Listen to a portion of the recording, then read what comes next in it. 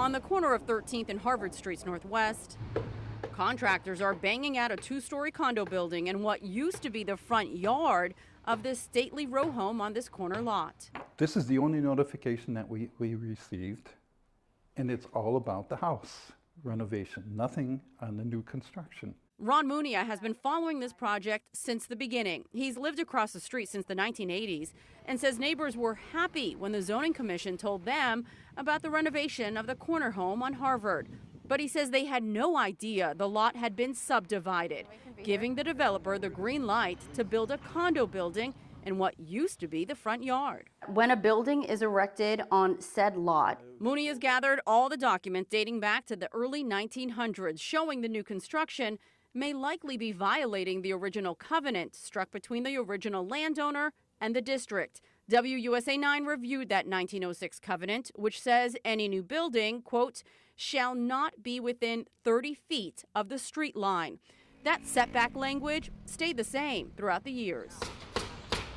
So Mooney and I went for a walk with a tape measure in hand. 16 feet. That new build measured 14 feet short of the required distance from the road, according to the covenant. I am confused about the new elements that you have raised.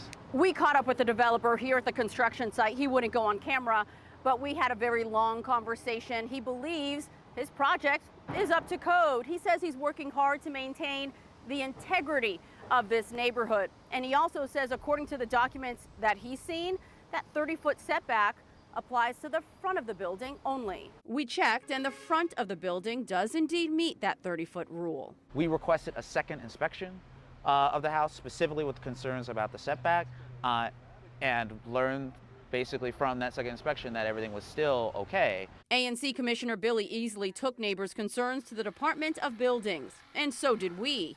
In fact, after reaching out to DOB, a spokesperson sent WUSA 9 this statement, saying in part, it is a legal responsibility of a permit applicant to provide any private easements or covenants during permit application. This information was not provided. I don't know what can be done at this point. It should never have happened.